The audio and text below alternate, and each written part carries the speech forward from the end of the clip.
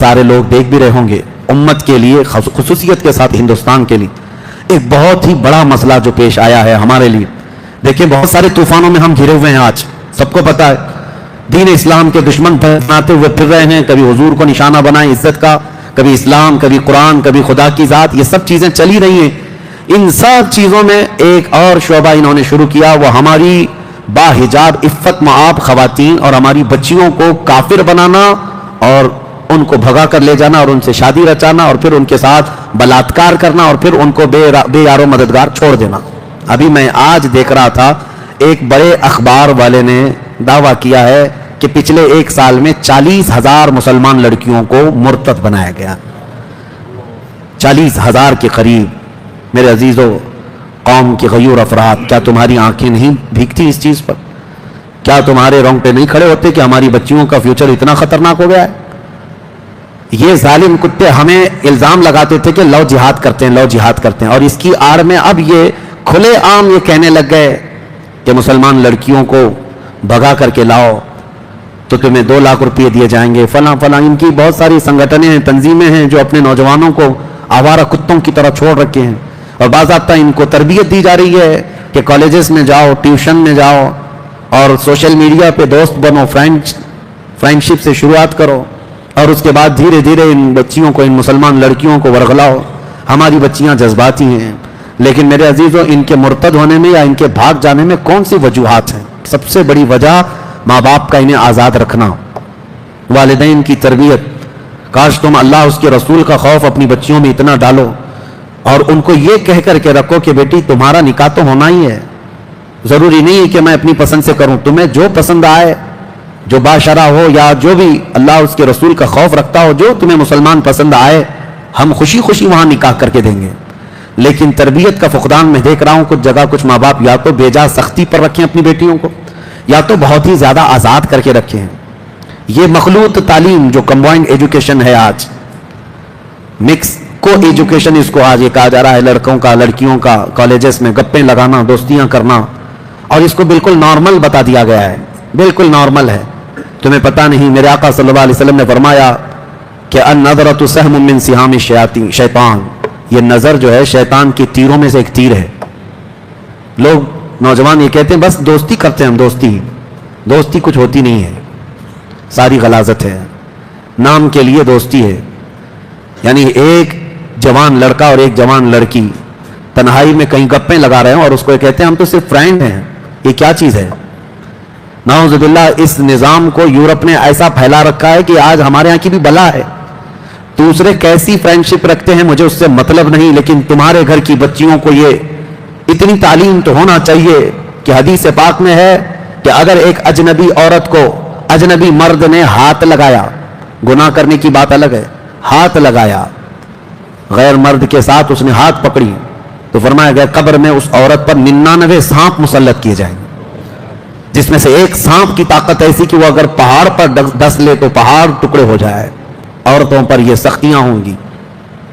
اور حضور اکرم صلی اللہ تعالیٰ علیہ وسلم نے یہ تلقین فرمائی کہ عورتیں اپنے پردے کی پابندی کریں. پردے کی پابندی ضروری تھی.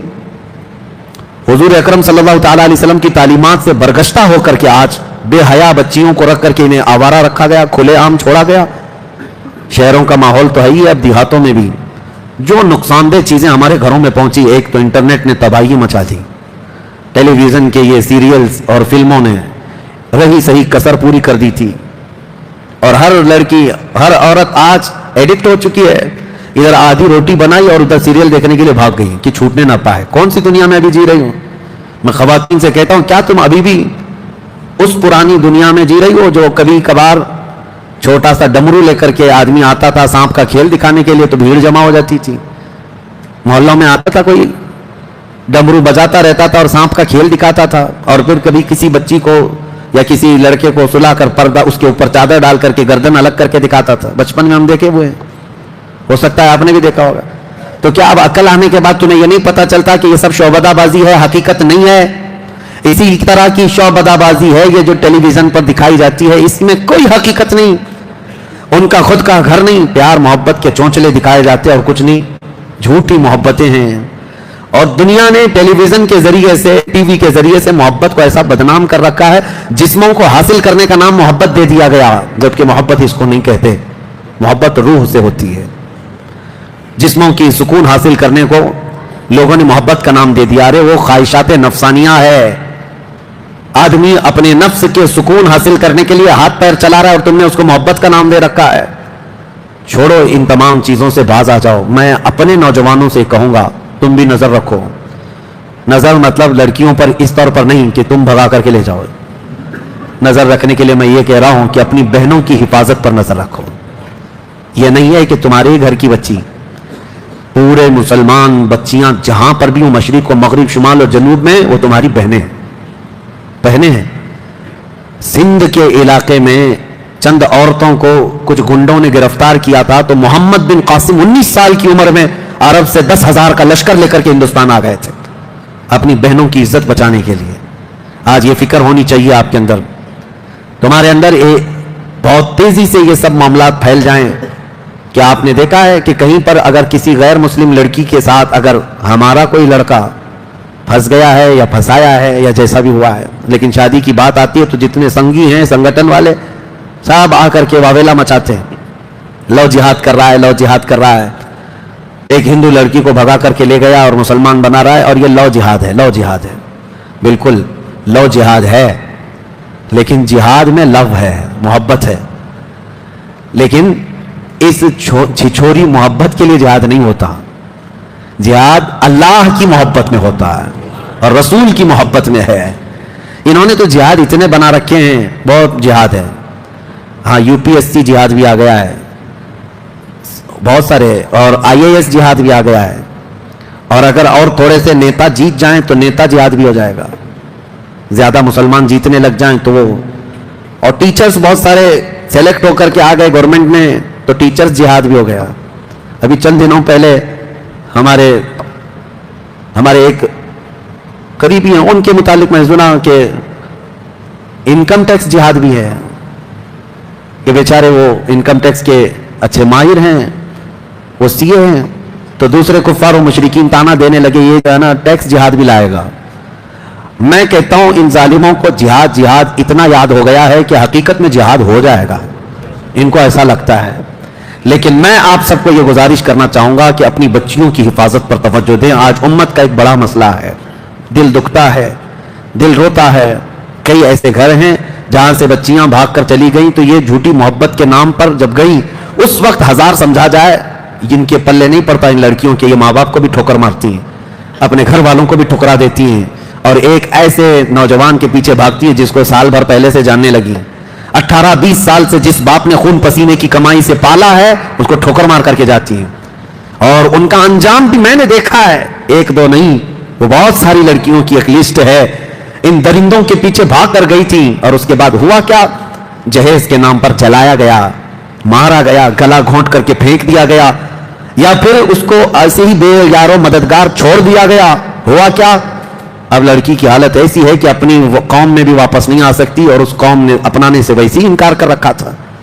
کتنی لڑکیاں ایسی، میں آپ کو بتاؤں، میں دلی گیا تھا، ایک صاحب نے مجھ سے آ کر کہا تھا کئی ایسی مسلمان لڑکیاں ہیں جو شادی کے نام پر آئیں، پیار محبت کے چکر میں پھنس کر شادی تو کر لی لیکن وہ غائب ہوئی تو ان کا پتہ نہیں چلا. اور کئی لڑکیاں ایسی ہیں جن کو دبئی میں لے جا کر کے بیچا گیا ہے اور وہ طوائف کے اڈے پر کام کر رہی ہیں.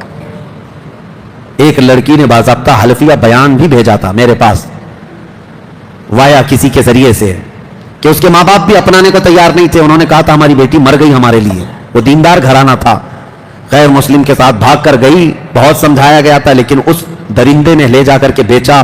کسی طرح سے تو وہاں بچ کر کے وہ نکلی اور اس کے بعد میسج دیا، لیکن واپس کسی طرح اپنے ملک پہنچی، اپنے گھر تو نہیں جا سکی، تنہا رہنے لگی. کیوں اپنے فیوچر کو خراب کرتی ہیں یہ بچیاں، یہ لڑکیاں؟ اللہ نے قرآن میں فرمایا ہے، رب تبارک و تعالیٰ فرماتا ہے الزانیۃ والزانی فجلدوا کل واحد منہما 100 جلدہ. اللہ نے فرمایا زانی، زنا کرنے والے مرد اور عورت کو 100 کوڑے لگائے جائیں گے. اسی آیت میں اللہ تعالیٰ نے فرمایا ہے کہ الزانی لا ينکحها الا زانیۃ او مشرکۃ والزانیۃ لا ينکحها الا زان او مشرک وحرم ذلک علی المؤمنین. زنا کرنے والی عورت اور مشرک آدمی یہ کسی بھی زنا کرنے والی عورت اور مشرکہ عورت مسلمان مومن کے لیے جائز نہیں، اس کو ویسا ہی آدمی چاہیے. اور زنا کرنے والا مرد اور ایسا مشرک آدمی کسی عورت کے لیے نہیں ہے. اللہ نے فرمایا مومنوں کے لیے حرام ہیں گے، حرم ذلک علی المؤمنین، مومنوں کے لیے حرام ہے. اور ہماری بچیوں کو یہ کون بتائے؟ ان کو ایسا لگتا ہے یہ مولویانہ باتیں ہیں، یہ دقیق باتیں، تقیانوسی باتیں، پچھلے زمانے کی باتیں ہیں. میں یہ چاہتا ہوں نوجوانوں تمہاری بھی ایسی کمیٹیاں ہونی چاہیے کہ تم اپنی بچیوں کی حفاظت کے لیے الرٹ ہو جاؤ کہ ہم بھی اپنی بچیوں کی رکشا کریں گے اور حفاظت کریں گے انشاءاللہ. اور جو بہک گئی ہے اس تک پہنچ کر کے یا تو اس کو اسلام کے متعلق اور رسول پاک صلی اللہ تعالی علیہ وسلم کے متعلق بتا کر کے واپس لانے کی کوشش کریں. جہاں تک کوشش تم کر سکتے ہو انشاءاللہ اللہ کی مدد آئے گی انشاءاللہ. میں گیا تھا چند دنوں قبل ایم پی میں، جبل پور علاقہ ہے، وہاں کے کئی نوجوان ہیں، بہت اچھا کام کرتے رہے. مجھے بڑی خوشی ہوئی ان نوجوانوں سے. پورے شہر بھر میں یہ نوجوان اتنے ایکٹیو رہتے ہیں کہ کسی بھی گھر کی ایک بھی مسلمان بچی کو کسی غیر مرد کے ساتھ اگر دیکھ بھی لیں تو وہ ایکشن لیتے ہیں. یہ نہیں کہ مارتے پیٹتے یا کچھ کرتے ہیں، سمجھا بجھا کر کے ان کے گھر تک پہنچا دینا اور اسلام کی اچھائیاں ان کے سامنے رکھنا. ایک دو نہیں، دسیوں بچیوں نے توبہ کیا اور اپنے گھر پر موجود ہیں الحمدللہ. ہمارے ہاں ہونا چاہیے. یہ آج ایک دو سے نہیں ہوگا، سارے علماء بھی اویئرنس لائیں اور عوام بھی اور نوجوان بھی. سوشل میڈیا سے بھی آپ لوگوں کے درمیان اور لڑکیوں کے درمیان یہ اویئرنس لائیں کہ تمہارا فیوچر خطرے میں ہے. کیونکہ اب وہ پیار محبت کے چونچلے نہیں جو کالج میں ہو جایا کرتے تھے، اب تو باضابطہ یہاں پر پلاننگ کے ساتھ، انعام کے ساتھ درندوں کو چھوڑا جا رہا ہے. کتنی سنگٹنیں ایسی ہیں جو خفیہ طور پر میٹنگ کر کے ٹریننگ دے رہی ہے نوجوانوں کو سٹیپ بائی سٹیپ کہ ایک مسلمان لڑکی کو لانے کے لیے تمہیں پہلے کیا کرنا چاہیے، کس طرح سے دوستی کرنا چاہیے، کالجز میں داخلہ لو، ٹیوشن میں جاؤ، سوشل میڈیا پہ ریکویسٹ بھیجو فرینڈ کی، اس کے بعد پھر ان سے چیٹنگ اس طرح سے کرو، پھر ان کو اپنی مجبوری بتاؤ اور پھر دل کھول کر کے رکھو، محبت میں دیوانی ہو جائیں، اس کے بعد لے آ جاؤ. سال بھر کا پروسیس ہوگا اور اس پر ان کو سال بھر ایک لڑکی کے ساتھ نہیں لگایا جا رہا ہے، ایک مرد 10 لڑکیوں کے ساتھ لگایا جائے اور وہ یہی سب حرکتیں کرتا رہے گا اور اپنے گرو گھنٹالوں سے پیسہ بھی لیتا رہے گا. اور جب ایک دو لڑکیاں اس کے جال میں پھنس جائیں ان کو لے جائے گا. اللہ کی پناہ، ان کی عزت لوٹ کر کے ان کو کسی بھی طرح سے آوارہ چھوڑ دیا جائے گا. آپ اس قوم سے ایکسپیکٹیشن رکھتے ہیں جن کے یہاں بھید بھاؤ اتنا ہے، چھوت چھات اتنا ہے، اپنے ہی دھرم کے دوسرے برادری کا وہ تو نکاح شادی نہیں کرتے. کیا یہ بات نہیں ہے؟ ایک ہی دھرم کے ہیں لیکن برادری الگ ہے. مجھے بتاؤ کوئی برہمن لڑکا کسی دلت لڑکی سے شادی کر کے دکھائے، پوری کمیونٹی والے اس کو نکال دیتے ہیں، بھگا دیتے. ارے راجستھان وغیرہ میں تو جلا کر مار دیتے ہیں شادی ایسی اگر دوسری برادری میں کر لیا تو. ہمارا ایک ٹیکسی ڈرائیور بھاگا پھرا ہوا تھا، وہ بتا رہا تھا ہم سے کہ ہم نے جو ہے دوسری برادری میں شادی کر لی ہے اور اب ہمارا گاؤں جانا محال ہے، امپاسبل ہے، ناممکن ہے. مجھے بھی ماریں گے اور میری بیوی کو بھی ماریں گے. اجمیر میں رہ رہا ہے. یہ تمام میں اس قوم کی بات بتا رہا ہوں جو دوسری برادری کی لڑکی کو پسند نہیں کرتے، چاہے وہ ایک ہی دھرم کے ہوں. چاہے جائے کہ وہ مسلمان بچی کو پسند کریں گے تبھی وہ مسلمان لڑکی کو اپنائیں گے. ان لڑکیوں کو کیا ہو گیا جو اس طرح سے بھاگ رہی ہیں یا جا رہی ہیں؟ اللہ کی پناہ، ڈرو اے میری بچیوں. تمہاری پرورش تو اسلام پر تمہارے ماں باپ نے کی ہے کہ کل قیامت کے دن یہ سیدہ کائنات فاطمہ الزہرا کی جماعت میں جنت میں جائے گی. تیرا نام تو کنیز فاطمہ رکھا گیا ہے، تجھے رسول اللہ کی بیٹی کے ساتھ اٹھایا جانا ہے قیامت کے دن.